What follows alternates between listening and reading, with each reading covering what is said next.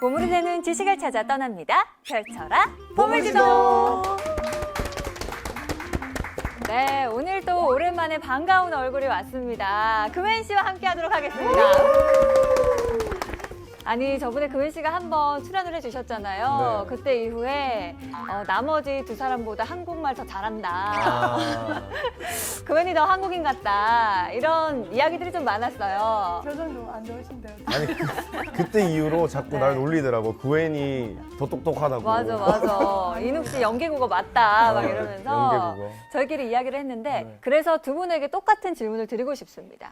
두 분은 한국을 대표하는 수출품 하면 어떤 게 먼저 떠오르시는지. 현 자동차로 하겠습니다. 자동차. 우리나라의 H자동차. 네. 자랑스러운 우리의 수출품이죠. 네. 그렇죠. 인욱 씨 한번 말해봐요. 저요? 저는 제가 쓰고 있는 거 뭔데요? 핸드폰. S S전자. 휴대폰. 그렇죠. 아. 제가 있던 곳이었던데도 그렇고 왜 갑자기 씁쓸하게 들리는지는 모르겠지만 알겠습니다. 말까지 더듬네. 우리나라를 대표하는 수출품 이렇게 많지만요. 지금 카메라 뒤에 서 계시는 저분께서는 다른 대답을 좀 해주시지 않을까 하는 생각이 듭니다. 바로 모셔보도록 할게요. 선장님 나와주세요. 안녕하십니까.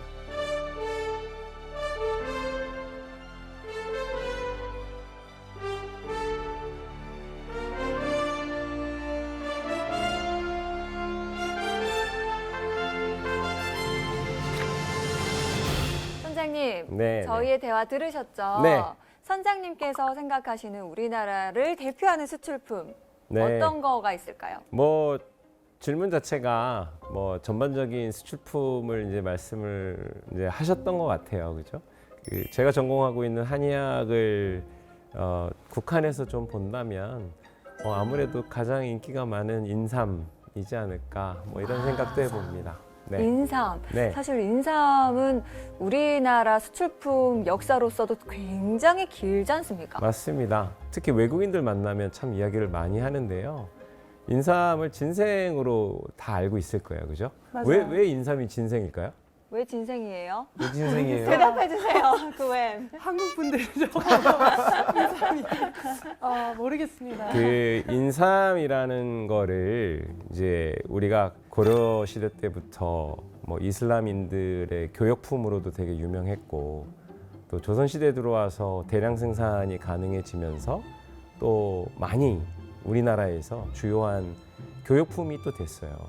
그 예전에 상도라는 드라마 혹시 기억하실지 모르겠어요. 상도요? 네. 상도의 학교 가자? 아니. 아니, 다른 겁니까? 네. 그 조선시대 때 청나라에 인삼을 팔러 다녔던 상인들의 이야기예요.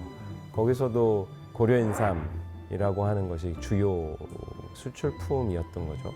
왜 인삼이 그 주요 교역품이냐면 한국의 인삼이 이제 좋기도 하고요. 아주 좋죠. 품질은 세계 최고입니다. 또 하나는 뭐냐면 크기가 굉장히 작은데 고가예요. 근데 이제 물건을 뭔가 이렇게 외국에다 팔 때 반도체 네.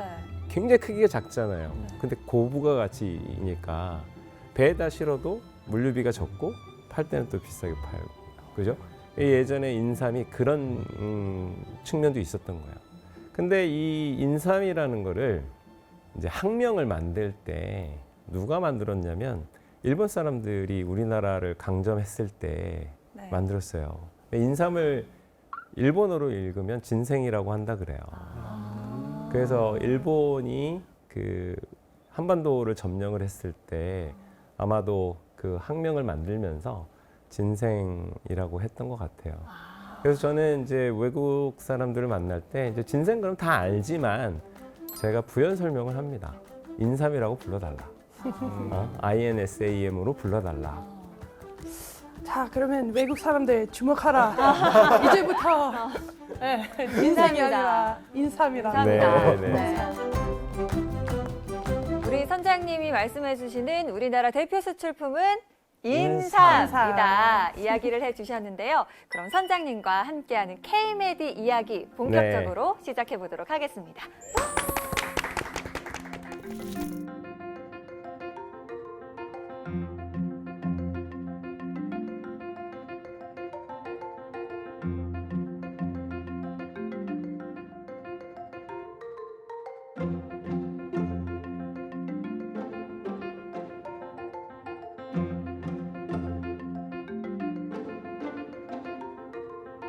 오늘 뭐 주제가 K-메디, 실크로드 뭐 이런 주제로 삼았습니다.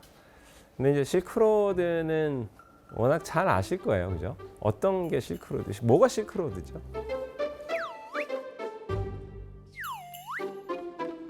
갑자기 조용해지시네요. 실크로드요. 무역을 했던 길이요. 그렇죠. 실크를 교역을 했던 길을 이제 실크로드라고 합니다.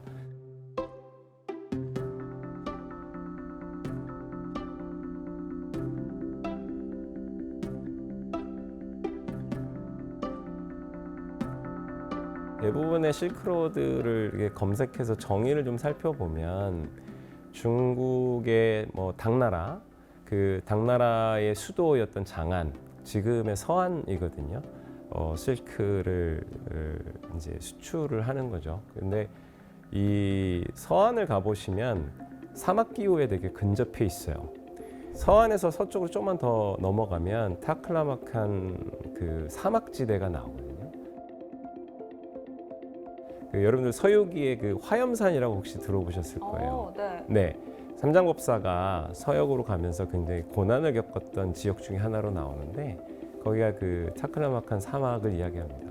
근데 그 사막을 지나면 살아서 그 사막을 넘어가면 중앙아시아가 나오고 거기에 이제 오아시스가 등장을 해요.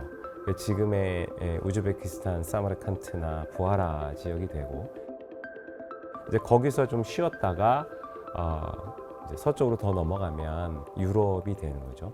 그래서 실제로 그 지금도 우즈베키스탄을 가보거나 또는 터키, 튀르키예를 가보면 비단 관련된 산업들이 있습니다. 또 남쪽으로도 이 비단이 전파가 됐던 그 유적지들이 좀 나와요. 그 스리랑카에 가면 그 수도 콜롬보에서 차로 한 4시간, 5시간 정도 북동쪽으로 올라가면 시기리아라는 곳이 나옵니다. 이 시기리아가 평원지대인데 그 시기리아 락이라고 평원 한가운데 우뚝 솟은 돌산이 하나 있어요. 깎아지른 절벽으로 두른 산이 있는데 이 돌산 위에 궁전을 지었어요. 그래서 궁전을 이 스리랑카의 역사를 보면 이제 왕자끼리 다툼이 있어서 왕자 한 명이 도망을 쳐서 거기다가 왕궁을 만들고 이제 요새를 만든 거죠. 근데 그 요새 주변에 벽화가 남아 있는데 그 벽화를 보면 실크를 입고 있는 그 여성의 모습이 벽화에 그대로 남아 있습니다. 지금도. 그러면 그 실크가 남쪽 심지어 바다 건너 스리랑카까지도 갔다라는 것을 알 수 있잖아요. 그러니까 실크는 그 역시 아까 인삼이 작은 그 크기인데 고가로 판매가 됐다는 이야기를 했었는데 실크도 아마 그런 게 있었을 거예요. 되게 품질도 좋고 또 이 보관도 용이하고 들고 가기도 편하고. 그런데 실크가 과연 중국에서 있었을까요? 중국에서만 있었을까요? 아닙니다. 아니잖아요. 그죠? 네. 어디도 있었죠? 코리아. 그렇죠. 네. 한국도 유명했습니다. 여러분도 잘 아시는 잠실도 누에와 관련된 또 비단을 만들어내는 것과 관련된 그런 지명, 그 뽕나무밭이었던 그래서 잠실이잖아요. 나 잠실이라 해서 서울 잠실 얘기하시는 서울 잠실 맞아요. 그거예요? 네. 저는 잠실 잠실하면 스타디움. 야구장밖에 생각 안 나시죠? 그거밖에 생각이 안 나요. 그래서 실크도 한국에서 유명하죠. 네. 그래서 뭐 실크를 누가 먼저 만들었냐에 논하는 것은 아니지만 그 실크로드라고 하면 뭐 우리나라에서 시작했다고 저는 주장하고 싶지만 어쨌든 동쪽 끝은 중국이 아니라 한국이었다라고 이야기를 하는 거죠. 그래서 동쪽 끝이 한국이었을 것이고 서쪽 끝은 유럽이었을 거니까 실크로드는 생각보다 길고 또 유구한 역사를 가지고 있다. 이렇게도 얘기할 수 있을 겁니다.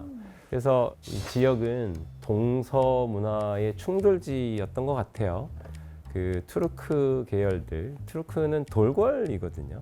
우리 역사에서 돌궐족 이야기 많이 들었을 텐데 이게 이제 서쪽으로 가서 투르크인으로 받아들여지고 그래서 제가 작년 11월 달에 그 키르기즈스탄을 방문한 적이 있었어요. 근데 그날이 하필이면 투르크 연합 그 국가 수장들 회의가 있었어요. 그러니까 우즈베키스탄, 투르크메니스탄, 아르메니아, 또 투르키예, 키르기스탄, 뭐 카자흐스탄 대통령들이 한 자리에 모여가지고 그 투르크 연합체 그 국가 수장들이 매년 한 번씩 회의를 한다고 그러더라고요. 그래서 돌고래 후예드림을 스스로 이제 돌고래 후예? 예 투르크가 돌고래예요? 네. 몰랐습니다. 네. 아. 뭐 시작은 이제 그 북방 이민족들이 이렇게 세력을 펼치면서 유럽과 아시아를 연결하는 곳이니까 이렇게 동서교역은 정말 다시 한번 강조하지만 천년 전부터 수천 년 전부터 이루어지고 있었다 이렇게 말씀드릴 수 있을 것 같습니다.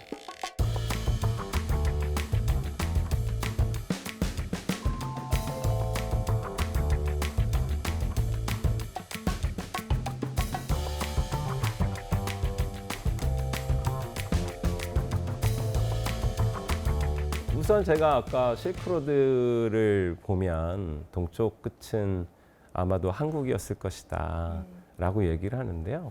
역사적인 유물로도 남아 있습니다. 지금 이제 자료 화면을 보시면 그 경주의 괴릉이라고 하는 원성왕릉의 유적인데 보면 우리나라 사람 같지 않죠? 네. 네, 서역인입니다. 아마 페르시아인들일 거라고 생각이 드는데요.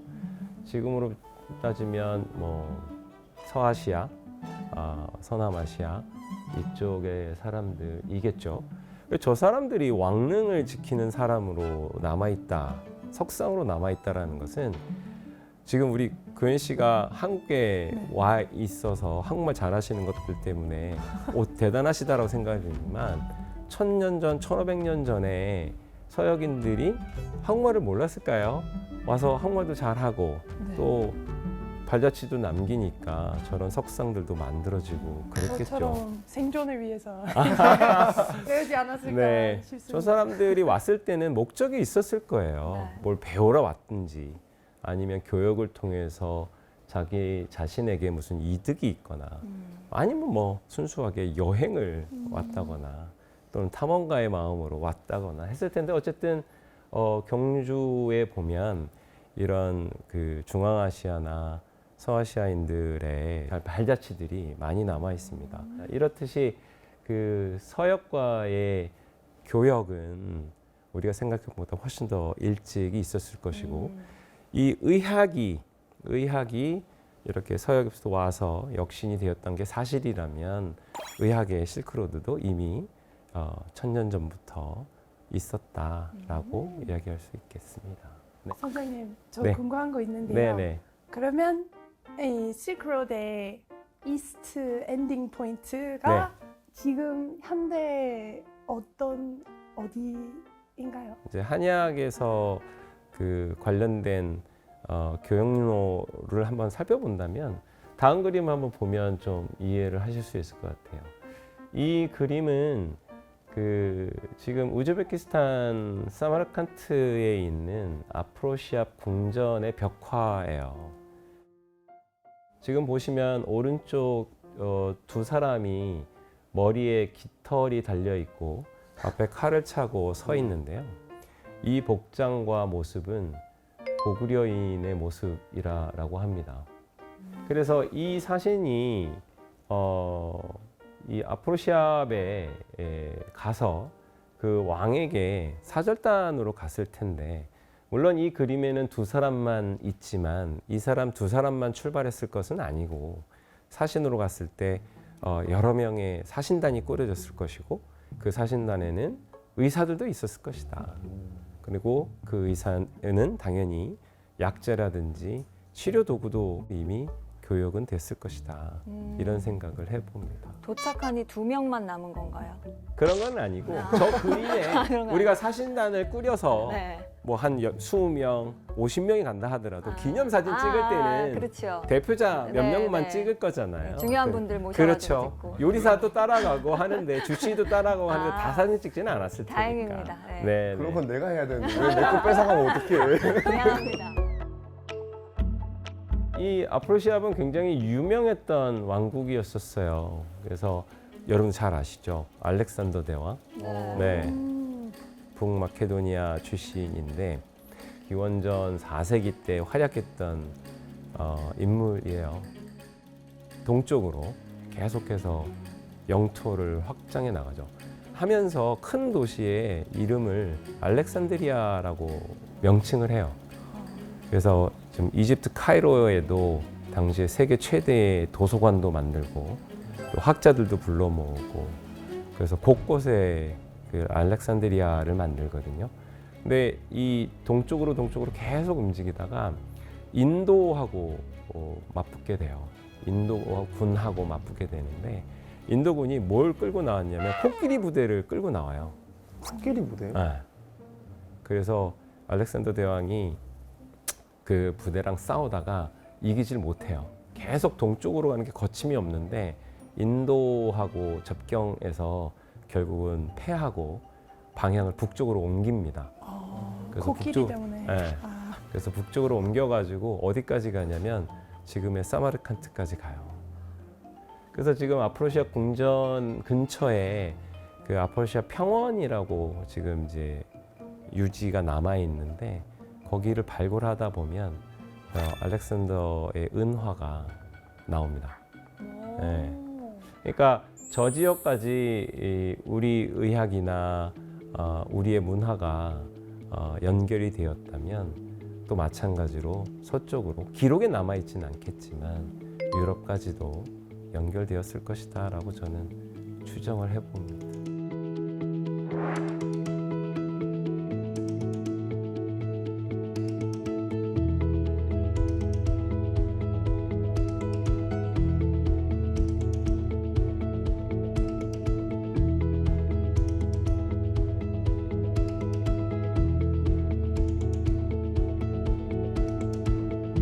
그런 이제 실크로드의 역사 또 실크로드를 너무나 잘 알고 계신데 그 실크로드의 길에는 한약도 있었다 이 얘기를 하고 싶어서 오늘 주제를 K-메디 실크로드라고 잡아봤습니다.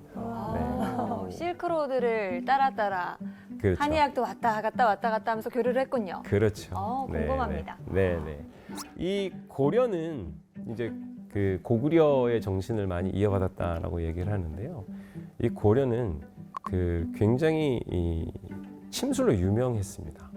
침술, 네. acupuncture. 네, 굉장히 유명했던 게 여러 가지로 이제 알 수가 있는데 그 중국에서 이제 한나라 때 지금부터 한 2000년 전에 굉장히 유명한 그 의서가 저술이 돼요. 황제내경이라고 하는 책이 만들어집니다.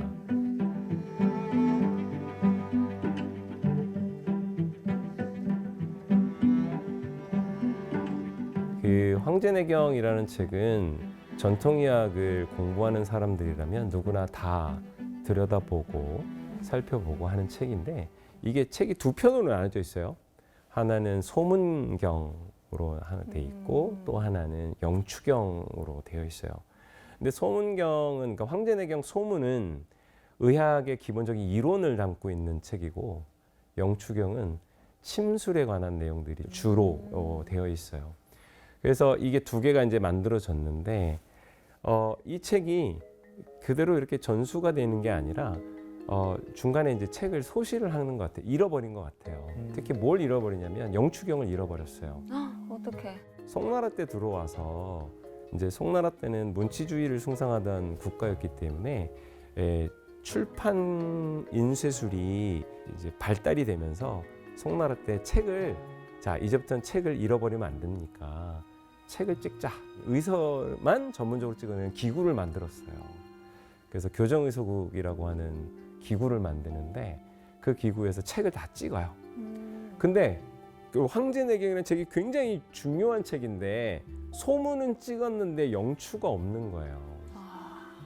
근데 그 송나라 조정이 고려 조정한테 너네 갖고 있는 책 목록을 좀 보내봐봐. 왜냐면 자기네들한테는 없는 것도 있으니까 그랬는가 봐요. 그래서 고려 조정에서 자신들이 갖고 있는 책 목록을 보냈는데 거기에 고려 침경이 있었어요. 근데 그 고려 침경이 봤더니 자기네들한테 사라졌던 영추경이었던 거예요. 그래서 그 책을 가져다가 영추경을 다시 복원을 합니다. 네, 그래서 지금 학계에서는 정설로 되어 있어요. 고려 침경 때문에 영추경이 이제 복원이 됐고 그 영추경에 있는 내용들이 지금 중국이나 한국이나 일본에서 배우는 모든 침구술의 가장 기본이 되는 텍스트가 됩니다. 엄청 중요한 자료를 고려의 잃어버릴 뻔했네요. 역할이었죠. 큰일 날 뻔. 그리고 또 하나는 고려의 설경성이라는 인물이 있었어요. 이 사람은 침술로 굉장히 유명한 사람이었는데 이 사람이 누구의 주치의가 되냐면 그 원나라 세조의 주치의가 됩니다. 네. 원나라 세조는 누구냐면 쿠빌라이 칸이거든요. 쿠빌라이 칸은 징기스칸의 손자입니다. 네.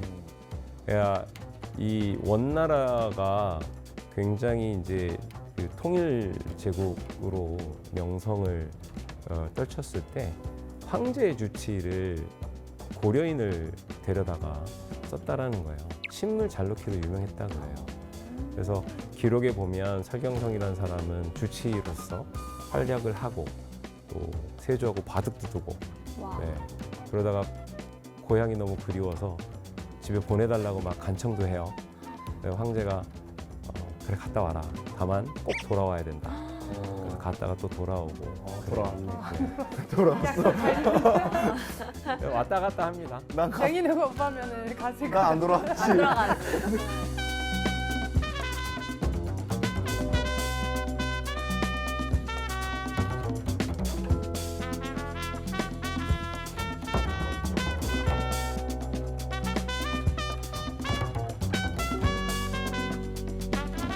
우리가 K-메디 실크로드 이렇게 이야기를 하고 있는데요. 중국의 본초서, 즉 약재들을 설명하고 있는 그런 책들이 있을 거잖아요. 네. 거기에 한반도의 약재들을 많이 언급을 해요. 뭐 몇 개만 좀 살펴보면 다음과 같습니다. 닭고기 또 사실은 한약재로 쓰이거든요. 네. 닭고기가요? 네네. 한약이 좋은 점이 안정성이 꽤 있다라는 거예요. 왜냐하면 음식으로서도 먹는 거니까. 물론 이제 한약재 중엔 독성이 되게 강한 것도 있는데 일반적으로 먹는 음식도 한약재로 쓸 수가 있어요. 심지어는 뭐 여러분들도 잘 아실걸요. 고깃집에 가면 동의보감에 뭐라고 쓰여 있는데 뭐 이렇게 되어 있잖아요. 네. 실제로 동물성 약재들도 많이 언급이 되거든요. 그 양 아시죠? 양. 양고기 말고 와, 양고기. 양고기 말고 양이요? 소의 소의 위죠.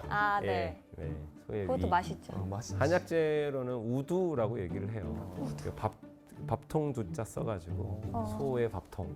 예, 그 약재로 쓰입니다. 그래서 양을 파는 곳에 가면 뭐 동의보감에 뭐 어쩌고 저쩌고 뭐 이렇게 써 있는데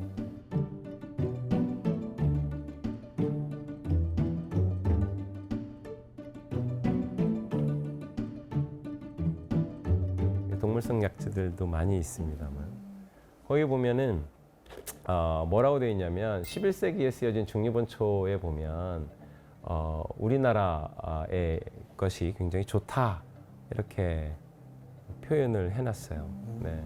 그 다음에 다시마, 동해산이 굉장히 좋고 그래서 한국산 다시마 되게 유명하죠. 한국산 김도 유명하죠. 네. 그죠? 김을 굉장히 많이 생산하는 나라이기도 하고 소비하는 나라이기도 하고. 아직도 외국인 분들 오시면 김 선물로 많이 네, 사가요. 맞습니다. 그 위성 사진으로 찍으면 남해바다 어디에 이렇게 시커먼 주리가 있다면서요. 김 양식장, 네, 김도 그렇고 북화도 그렇고, 화. 네, 우리나라께 아주 좋다. 이렇게 되어 있고요. 그 대마자, 삼 아시죠? 삼계탕. 그 할 삼 때 말고. 아, 그 삼 네. 말고. 이거는 그 삼이 우리 인삼인가요? 삼배, 그 배옷 만드는 네. 삼이 있어요. 네, 때부터. 네, 그 대마, 대마. 네, 말했는데 대마. 놀라 그게 했어요. 그거예요. 그 대마가 대마 이거 말은 좀 그렇지만 대마의 일부분은 안 좋은 목적으로 쓰이는 거고 네네. 대마의 원래 이 줄기 전초는 옷을 만들 때 쓰이는 섬유 그 섬유질 가지고 옷을 만들거나 또는 옛날에 배옷이라고 그러잖아요. 그걸 만들 때 모시적삼 같은 거 만들 때 쓰는 그런 몰랐어요. 또 그렇게도 씨앗 대마자라고 하는 그 대마의 씨앗은 또 약재로도 많이 쓰이거든요. 그래서 그런 것들도 우리나라 게 좋다라고 얘기해요. 물론 인삼은 뭐 기록이 어마어마하게 많이 남아 있죠. 근데 제가 듣기로는 인삼이 외국 분들에게 인기가 많다고 하더라고요. 어때요? 저 사실 미국에 있을 때 못 먹어봤지만 네. 이제 미국 사람들이 대부분 써서 음. 잘 못 먹기도 한데 미국에도 많이 관심이 있고 또 인기가 많은 것 같아요. 제가 그 서울에서 한의원을 하고 있을 때 저희 그 한의원 근처가 주재원들이 많이 모여 사는 동네였었어요. 근데 이제 우연한 기회에 제가 영어 진료가 된다고 소문이 나가지고 주재원들이 제 한의원에 이제 찾아왔는데 한약을 먹는 거를 굉장히 힘들어하죠. 근데 이제 권해요. 치료해야 되지 않냐. 근데 와 정말 다시 경험하지 못할 맛이라고 얘기를 합니다. 되게 그렇지. 익숙하지 알약 같은 않은 것만 그런 맛이. 먹다가. 근데 먹고 효과는 또 좋으니까 또 다른 사람을 소개해줘요. 가면 지독한 약을 먹게 되겠지만 치료는 잘 된다. 아. 한 세네 번 먹으면 이제 이런 맛이다 하고 계속 먹을 수 있는데 정말 이 맛은 상상할 수 없었던 맛이라고 얘기를 해요. 근데 궁금한 게 사실 인삼 같은 경우에는 한국에서만 나는 건 아니잖아요. 뭐 다른 것도 마찬가지긴 하지만. 맞아요. 네. 근데 왜 유독 중국도 아니고 일본도 아니고 우리나라 인삼이 최고로 치는지가 저는 궁금해요. 그게 저도 이제 어렸을 때 그런 생각을 했어요. 근데 아무래도 땅의 기운이라는 것이 있지 않나 진짜 그게 별거 아닌지 몰라도 왜냐하면 제가 어떤 이야기를 들었냐면 이제 일본에 오래 거주하신 교포분이 이상하다는 거예요. 왜요? 뭐가 이상해요? 했더니 배추를 심지어 한국에서 갖고 오고 소금도 한국에서 가져오고 고춧가루를 한국에서 가져와서 일본에서 김치를 만드는데 그 맛이 안 나고 쉽게 상한다는 거예요. 물까지 가져갔어야지. 그렇죠. 그 뭐든지. 차이인 거예요. 예? 그리고 제가 그래서 예전에 이제 미얀마에 갔을 때 그 오랫동안 거주하면서 의료봉사하시는 부부를 만났는데 이게 그 똑같은 얘기를 하는 거예요. 한국에서 배추 뭐 다 갖고 와서 해도 맛이 안 난다. 그래서 제가 힌트를 그때 일본의 그 사람의 얘기를 듣고서는 생수를 한국산 생수를 갖고 한번 만들어 봐라. 뭐 그렇게 해봐라 얘기를 하는데 그만큼 물이라든가 토양이라든지 이런 것들이 되게 크게 좌지우지하는 것 같아요. 그래서 이런 교육품들을 보면 일찍이는 5세기 때 또는 뭐 최근에는 17세기, 뭐 11세기, 12세기 이렇게 되는데요. 17세기에 그러니까 1600년대에 우리나라에 특이한 시장이 하나 생깁니다. 특히 대구에. 대구예요? 네. 뭐예요? 어딘지 알 것 같아요. 어디예요? 양양시. 예, 맞아요. 네. 뭐 어떻게 알고 거기에 그 6년근 그긴 거기서 만났어요? 거기가 네. 거기 봤어요. 우리나라 최초의 양령시가 대구에 생깁니다. 네. 양념씨를 들어본 적도 없는데 이거 어떻게 알고 있어요? 약재는 예전부터 귀했기 때문에 국가에 다 진상을 해야 되는 국가 전매품이었던 거죠. 그러다가 개인 상업 활동이 허용이 되면서 양령시가 만들어지는 거예요. 양령시가 만들어졌다는 것은 개인 간 약재 거래가 가능해졌다라는 얘기거든요. 그게 우리나라 최초가 대구에 생겼다는 거죠. 그렇죠. 네, 600년 전에 저게 만들어집니다.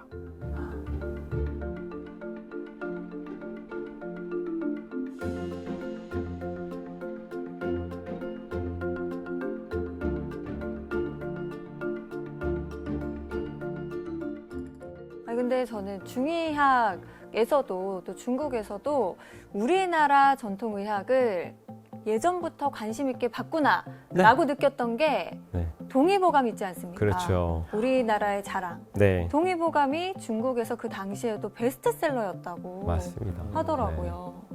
이 동의보감은 정말 독특한 책인데요. 우리가 허준이 썼다고 알려져 있잖아요. 근데 사실은 어떻게 엄밀히 말하면 허준의 글도 들어가 있기는 하지만 그 허준 선생이 당시에 수많은 책들을 참고를 하면서 이것들을 잘 정리를 했어요. 찾아보기 쉽게. 편제가 굉장히 독특해요. 그리고 굉장히 입체적으로 되어 있어서 뭐 예를 들면 A라는 파트를 보다가 여기에 나오는 이야기가 저 뒤에 뭐 Z라는 파트하고 연결되는 것들을 다 표기를 해놨어요. 그래서 이걸 보다가도 저쪽을 참고를 해야 되고 또 저쪽을 보다가도 여기를 또 참고해야 되고 그러니까 이게 책이 그냥 단순히 뭐 처방만 나열되어 있다든지 이런 게 아니라 얘는 이 병증과 참조할 것, 또 이 병증은 이것하고 참조할 것, 뭐 이런 것들도 다 표기를 해놓고 또 모든 책들의 인용처를 그대로 다 밝혀놨어요. 그때부터요? 네. 그 네. 시절 인용철 다 박히기가 쉽지 그렇죠. 않았을 쉽지 텐데. 않죠. 네. 제가 이제 중국 사람들하고 자주 만나는데 뭐 저한테 공격적으로 그러죠. 중국 책들이 다수 들어가 있는데 그러면 중국의 내용들이 훨씬 더 많은 거 아니냐 이렇게 하지만 중국인 어떤 누구도 이와 같은 책을 만들어내는 역사는 없지 않느냐. 맞아.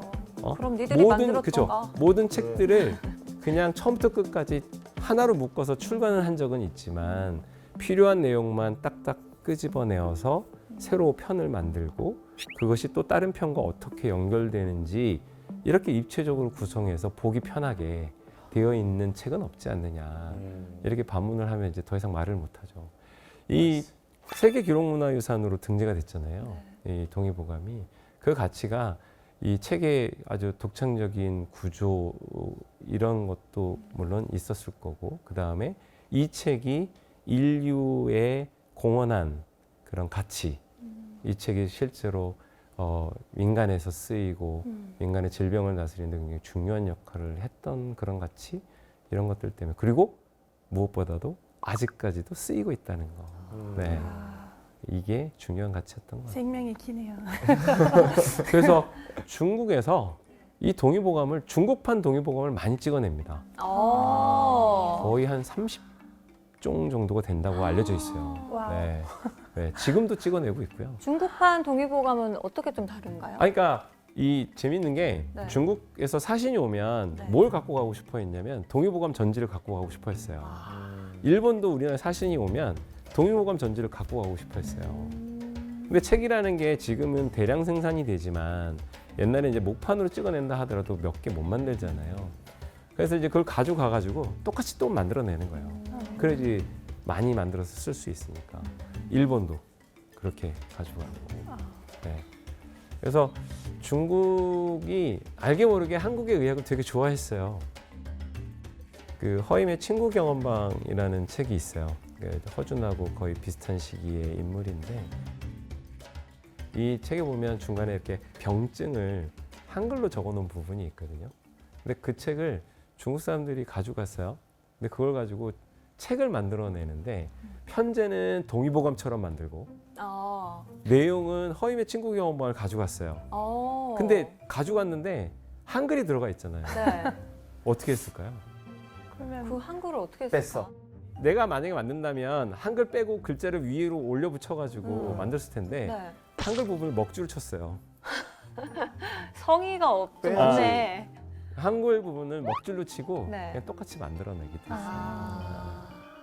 그래서 중국의 친구학에 대해서 굉장히 유명한 학자가 있는데 이 책은 중국의 수치다 아. 이렇게 평가할 정도로 그러면서 한국의- 뭘 자꾸 잘난 척하고. 한국의 이게 의학이 굉장히 유명했던 거죠. 네.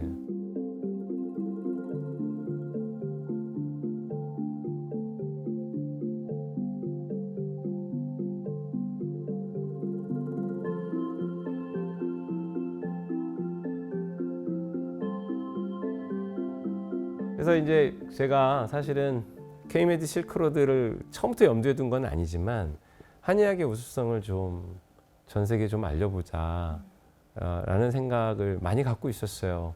하고 싶었고 기회만 되면 하고 싶었었어요. 근데 우연한 기회에 보건복지부 산하기관인 한의학진흥원에서 한의학 해외교육 사업을 공모를 했고 제가 지원을 해서 그 한의학 해외교육 사업을 시작을 하게 됐어요.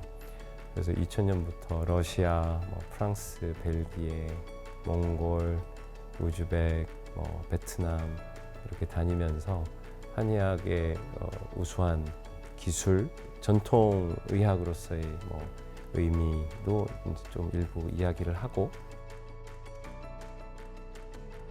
중국에서도 언급하지 않고 또 일본에서도 언급하지 않고 오로지 이 우리나라 한의학에서만 이야기하는 한의학 술기를 그들에게 이제 이야기하는 기회가 있었는데요. 꽤나 호응이 좋았어요. 그러니까 이제 전통의학 그러면 중의학만 있는 거라고 생각을 했던 사람들인데 중의학에서는 언급되지 않는 내용들로 이제 강의 구성을 해서 이야기를 했더니 다들 좋아하더라고요. 그래서 저는 이제 저 나름대로 21세기에 K-메디 실크로드도 만들어 보려고 노력을 해왔었습니다. 와. 네. 근데 저는 궁금한 게 몽골이나 베트남, 태국 이런 친구들은 어쨌든 그래도 같은 아시아이기 때문에 우리의 전통 의학이 덜 낯설 수도 있을 것 같다라는 생각이 들기는 합니다만 네. 프랑스라든지 벨기에 이런 곳에서도 수업을 하셨잖아요. 네. 그런 서양 친구들은 어떻게 받아들이는지 저는 너무 네. 궁금해요. 아까도 말씀드렸지만 중국이 침구사 교육을 많이 했어요. 그래서 그 벨기에나 프랑스 또 스위스도 마찬가지고 그러니까 불어권의 유럽의 국가들이 의사들 중심으로 친구 전문 의사 제도를 만들어요. 그러니까 협회가 있어요. 친구 전문 의사 협회가 있는데 저희가 이제 갔을 때 그런 배경을 알고 있으니까 그러니까 중국에서 배우지 못했을 법한 그런 내용들만 또 집중적으로 예를 들면 사상의학과 관련된 내용이라든지 그러니까 사암침법 또 우리가 아까도 말씀드렸지만 중국의 이론은 있으나 실제는 아무도 모르는 그 다음에 저희는 또 그게 있어요.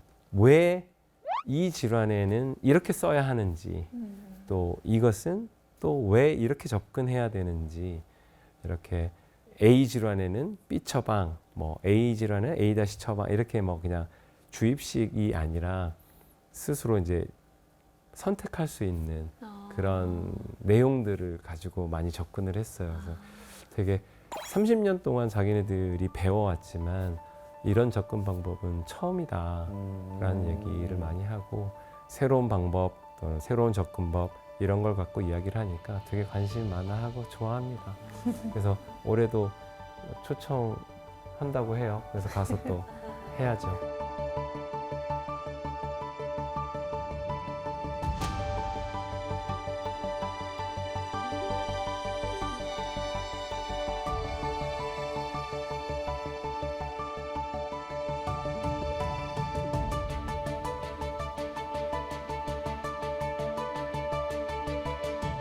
제가 이거를 하면서 22년도부터 그 실제로 한의학을 배우고 싶은 해외 의대생들이랑 또 전통의학과 학생들을 우리 학교로 불렀어요.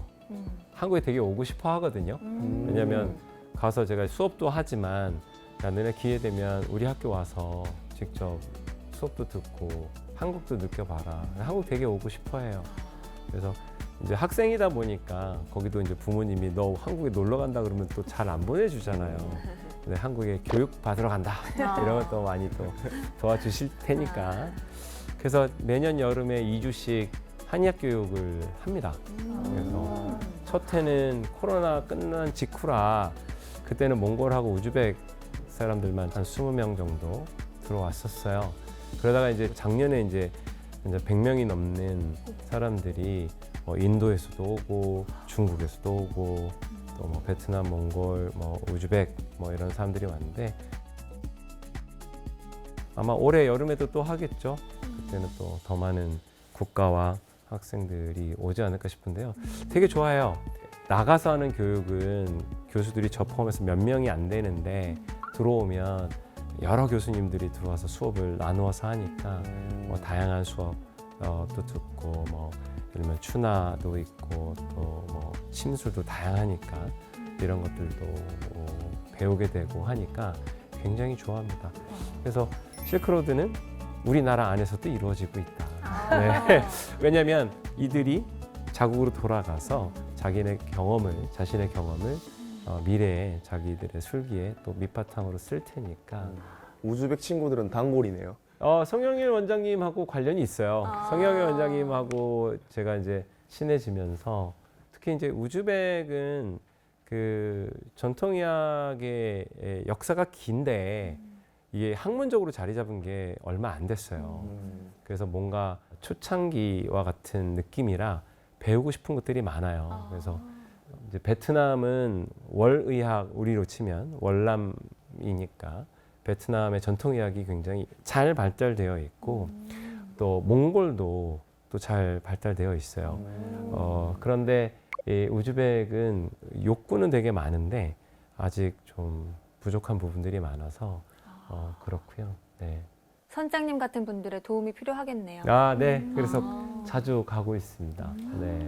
오늘 뭐 여러 가지로 K-메디 실크로드 그러면서 한약재 수출 역사 속에서 한약재 수출이나 또 역사 유물을 통해서 K-메디 실크로드와 연결될 수 있는 것들 이야기를 했고 또 그 K-메디 실크로드는 교육과 교역을 통해서 지금도 이루어지고 있다라는 얘기도 많이 이야기를 한 것 같아요.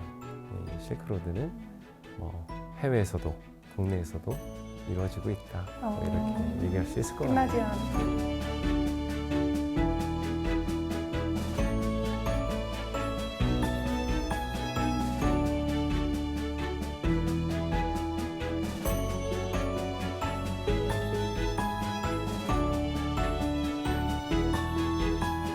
재밌으셨는지 모르겠습니다. 너무너무 재밌었습니다. 네. 네. 아니 근데 저는 들으면서 특히 약재 이야기도 너무 재밌었거든요. 네. 그중에서 혹시 이게 왜 증상이 이렇게 해서 한약을 받아오잖아요. 미묘하게 또 맛도 다르기도 하잖아요. 네. 덜 쓴 게 있고 진짜 쓴 게 있고. 그렇죠. 약재 중에 이거 들어가면 정말 쓰다 하는 거 있나요? 네. 쓸꽃자가 들어가 있는 고삼. 고삼. 고삼차 쓰잖아요. 네, 그건 진짜 씁니다. 공부 빼달라고 하면 네, 되나요? 네, 그거 못 근데 먹는다. 그거는 필요하니까 하는 거죠. 네. 그 다음에 이제 열을 치료하는 약재들이 있어요. 뭐 황백이라든지 또는 황백? 예, 누를 황자가 들어가는 약재들이 있거든요. 네. 그 삼계탕에 들어가는 환기. 환기 말고. 환기는 말고. 그럼 삼계탕이 쓰겠죠. 삼계탕이 쓰겠지. 그쵸. 치료약들이 좀 맛이 되게 써요. 네. 근데 아주 그 1차원적인 질문일 수는 있겠습니다만 그런 생각이 들었습니다. 이 한약재의 세계화를 위해서 좀 한약을 달달하게 만들어 주실 생각은 없으세요? 아니, 그러니까 그런 노력도 필요해요. 네. 왜냐면 그 비타민 아시죠? 비타민. 네. 비타민은 무슨 맛이에요? 상콤한 맛이요. 그죠? 비타민은 원래 씁니다. 아. 네. 근데 그거를 먹으면은요, 이 혀가 갈라질 정도로 굉장히 써요. 근데 못 먹으니까 거기다가 달콤한 거를 씌우는 거예요. 그래서 고단위 그 비타민 있잖아요. 네. 그거 이렇게 혓바닥에 놓고 아마 녹여서 드셔보세요. 혀가 갈라질 거예요. 깨물어서 드시면 안 돼요. 그러니까 비타민 그러면 과일 이러니까 과일 향을 묻히고 과일 맛이 나게끔 하는 거잖아요. 그 신문에도 한번 났죠. 약국에서 어린이 비타민 대부분 설탕이다. 그래서 맛있었구나. 네. 실제로 비타민은 맛이 이렇게 달콤하거나 그러진 않거든요. 그래서 약도 당의정이라고 그래서 목 넘김이 좋게 이렇게 코팅을 해요. 설탕을 코팅을 하거든요. 그래서 그런 작업도 일정 정도는 필요할지는 몰라요. 그래서 실제로 많은 한의사들은 한약 복용의 편리성을 위해서 제형 변화를 많이 시도하고 있습니다. 환 이런 거 있잖아요. 네, 환도 있고요. 그 다음에 분말처럼 만들어서, 그러니까 끓인 약재를 다시 농축해서 분말을 해가지고 이렇게 털어서 넣을 수 있게, 또는 물에 다시 타가지고 먹기 편하게, 이런 경우들도 있고 다양한 방법들이 시도되고 있고요. 근데 왜 우리 한의학에서 많이 쓰이는 약재 같은 것들은 있잖아요. 뭐 물론 재배를 현대식으로 많이 하고는 있지만 이게 어쨌든 공산품처럼 딱딱딱딱딱 찍어낼 수는 없는 거잖아요. 맞아요. 근데 네. 이게 수출화를 확 시키고 세계화를 시키려면 그런 방법이 조금 있어야 되지 않을까? 네. 라는 고민이 좀 되더라고요. 그렇죠. 제가 이제 가끔 그런 얘기를 합니다. 디지털화되어 있지 않은 약재가 약으로서 약점이 있는 거 아니냐, 이렇게 얘기를 하죠. 근데 사람 몸은 디지털은 아니거든요. 사람 몸 자체가 아날로그인데 한약재는 미묘한 차이가 있어요. 아날로그 자체, 그러니까 생물이고 아날로그니까 아날로그를 아날로그로 접근을 했을 때 이게 더 맞을 수도 있다. 그래서 미묘한 차이들은 아날로그인 인체가 그 미묘한 차이를 또 받아들일 수 있는 거기 때문에 이 약재가 치료에 그런 우려를 불식시킬 수도 있지 않을까, 이런 생각도 하는데, 그래서 사실은 이게 참 어려워요. 좋은 한의사가 된다라는 게 그래서 어려운 게 뭐냐면 약재 상태를 보고 약을 가감을 해요. 이게 약재가 이제 채취 시기에 따라서, 약재는 그 약재별로 채취 시기가 다 다르거든요. 그래서 그 채취 시기에 따라서 증량도 하기도 하고 감량도 하기도 하고 그러는데, 이거를 이제 산업화하는 데 있어서는 장애물이 되기도 합니다. 근데 또 한의사들이 많은 노력들을 해서 표준화 공정을 많이 해요. 그리고 약재는 예전처럼 개인이 수집한 약재를 쓸 수가 없어요. 다 인증을 받은 약재들만 쓸 수 있기 때문에 거기에 맞는 것으로 진행이 되고 있고, 또 국제 표준도 만들어지고 있어서 거기에 맞는 약재들을 쓰는 거기 때문에 그런 문제는 이제는 없다고 봐야죠. 네, 오늘 K-메디의 실크로드에 대해서 이야기를 쭉 나눠봤는데, 그렇다면 선장님께서 오늘 강의 한마디로 정리를 해주신다면요? 네. 수천 년 전부터 이 지구의 전지구적인 현상이었던 K-메디 실크로드는 과거 뿐만 아니라 현재도 살아 숨쉬고 있다. 이렇게 마무리하고자 합니다.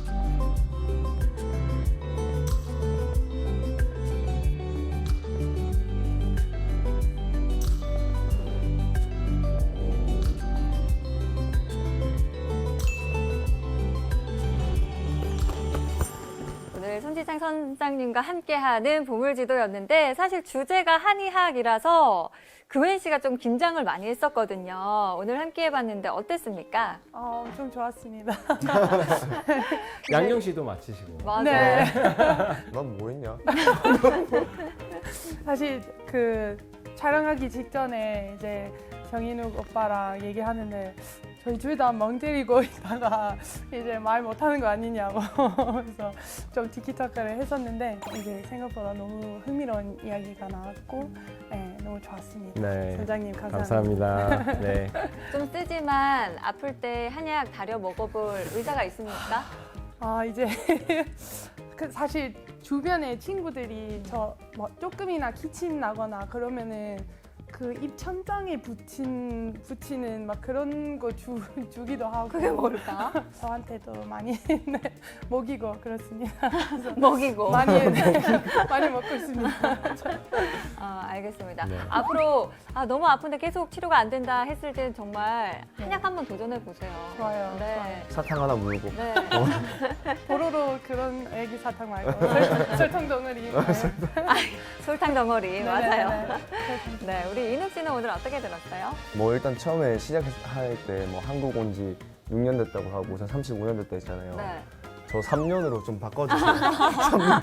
어우, 그보다 더 모르니까 쉽지 않더라고. 그리고 한약재에 대해서 이렇게 좀 들었는데 네. 저는 사실 뭐 한약재라고 하면은 전부 다 이 풀 말려가지고 그걸 다 끓이는 그쪽으로만 생각하고 있었는데 닭이라든지 뭐 이런 것들 동물성 이런 것들도 있다고 하셔가지고 좀 흥미롭게 들었습니다. 네. 재밌게 새로운 사실도 좀 알고. 알겠습니다. 세계 전통 의학 시장 규모가요, 2027년쯤이 되면 8천억 달러 규모로 커진다고 합니다. 이렇게 큰 시장에서 우리 한의학이 더 크게 활약할 수 있도록 또 응원하도록 하겠습니다. 오늘의 보물지도는 여기서 마무리하고요. 다음 주에도 재미있는 주제와 찾아오겠습니다. 다음 주에도 찾아라 보물지도!